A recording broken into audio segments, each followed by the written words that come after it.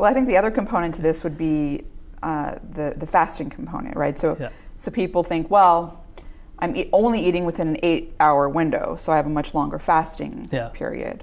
And I think that's maybe uncoupling some of these differences between time-restricted eating, being on a circadian rhythm, and fasting, intermittent fasting, prolonged fasting, all these, there's so many different terms out there. Yeah. That I think sometimes a lot of it just all gets mushed together in one group, and it's like all the same. Yeah. But it's not actually all the same.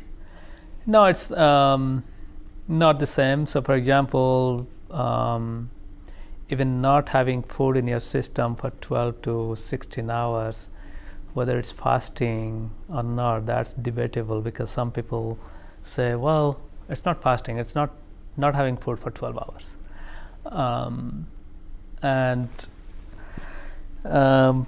I think that's where I would say not having food for 12 to 16 hours is not fasting, but maybe giving rest to your system, rest and repair and rejuvenation of your system. So when we think about fasting, two things come to mind: feeling hungry. And feeling hungry has many different connotations, many different intensity. So one sense of feeling hungry is, well, you might feel light, and then second, your stomach may begin to rumble a little bit, and then I would say that is your stomach is telling, well, I'm repairing myself. Mm-hmm. You are not actually really hungry. You are not getting low energy that you cannot get up from the chair or run or something like that. And then after maybe 1 or 2 days of fasting, or maybe after 24 hours of fasting, some people will get a headache. So that's a good sign that, well, your brain is not getting enough energy in its habitual, usual form, and maybe trying to signal the rest of the body that the body has to send some other form of energy, for example, ketone bodies or something. So in that way, fasting, if you're measuring fasting, if you're defining fasting in terms of ketone body formation above certain level, then that may kick in after 24 hours. Or if you have that threshold even much higher, then fasting maybe 48 or 72 or even 96 hours before you see that level of ketone body. That can be your definition of fasting. Mm-hmm. So in that way, I think the way you define fasting will determine whether 24 hours, 48 hours, 96 hours, or even 12 hours or 16 hours is fasting. But the way we think, we kind of define how many hours your system should not have food is based on our daily circadian rhythm, because if you think about what are the key elements to being healthy, it boils down to 3 important things. One is sleep, and the second one is nutrition or food, and then third one is physical activity. And these 3 are interlinked with each other. So for example, if somebody is sleep deprived or didn't have sleep, then it's very hard for that person to do physical activity next day or go on a marathon. So these 2 are interlinked. Similarly, if somebody is eating for 15-16 hours and has a very heavy meal at the end of the day, then it affects sleep. It also affects physical activity. One cannot run with full stomach. So these 3 are interrelated. So on a daily basis, what we feel is limiting food to 8 to 10 or maximum 12 hours helps to coordinate these 3 foundations of health to work on a daily basis and give us healthy benefit. So on a very simple sense, if I want to relate time restricted eating and then maybe long-term fasting, 1 day of fasting, 2 days of fasting, or 4 days of fasting, which definitely have much more benefit, then it's almost like taking care of your teeth. So brushing every day is like time restricted eating. That's the minimum one can do, and that's something necessary to take care of your teeth. Mm-hmm. But again, once in a while, maybe twice a year or 3 times a year or once a year, depending on how much you want to take care of your teeth, you want to go see a dentist. So that's almost like a prolonged fast one has to do once a year. So similarly, I do 4 to 5 days of water fasting only once a year, and that absolves all the other sins with my feeding that I might have committed throughout the year. So in that way, I think the difference between time-restricted eating and other forms of fasting is one can adopt time-restricted eating as a true lifestyle, starting even from teenage or even toddler years, all the way through when you are 80s, 90s, or even 100-year-old. Whereas this long-term fasting, 2 days or 4 days of fasting, forget about even teenagers doing it. And some older people who are very fragile, they may not be able to do it. And you need medical intervention or some kind of supervision to do it. Many people who are slightly unhealthy, means even some diabetic who might go hypoglycemic after 10, 12 hours, type 2 diabetic, I mean, they may not be able to do it without medical supervision.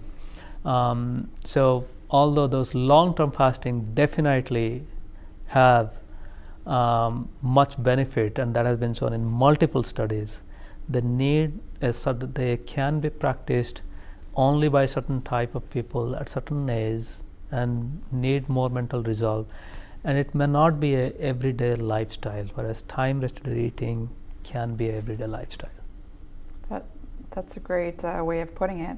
Sounds like also you're saying depending on what you're looking at, what biomarker you're looking at downstream, that also can sort of define something differently. For example, if you're looking at autophagy or apoptosis that's happening, you may not see or be able to even measure it. Maybe it's happening, but you can't really measure it well until you're getting a more prolonged fast, like where you don't eat for 4 days.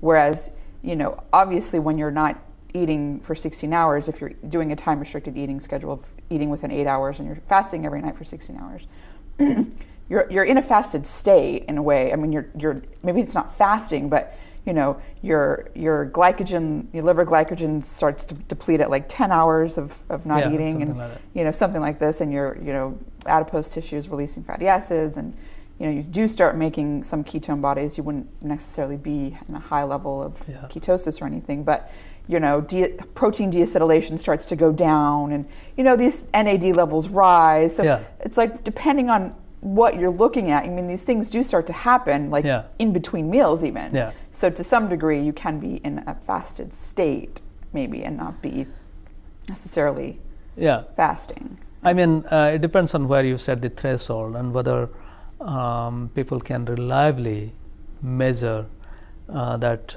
say, ketone body or even autophagy level went beyond that threshold. So what used to happen was most labs, vast majority of labs, they're not circadian labs. So they, and many of the postdocs and grad students and kind of the really, the ground soldiers who are driving science, they might have different schedules. So what happens, they come to lab at different time, and then they might be doing the assay at different time without any control of when the animals were fed, or how long they were fed, or what type of food they had access to. And then even if the mice had 12 hours of fasting or 16 hours of fasting, one might get a result which is slightly higher than what it was without fasting with food. But it's not reproducible, because as we know in circadian rhythm, the same parameter can change over time, even if we measure just fasting insulin level in mice, for example, or fasting glucose level. That has a very slow, very small change. So in many cases, people might discount it as noise in their system because somebody did the experiment in the morning, someone did in the evening, their values are different, so they will say this is noise. So that's why people have come up with a longer fasting to see the threshold, to set a higher threshold that they can reproducibly say this is signal irrespective of what time of the day the postdoc or grad student did the experiment.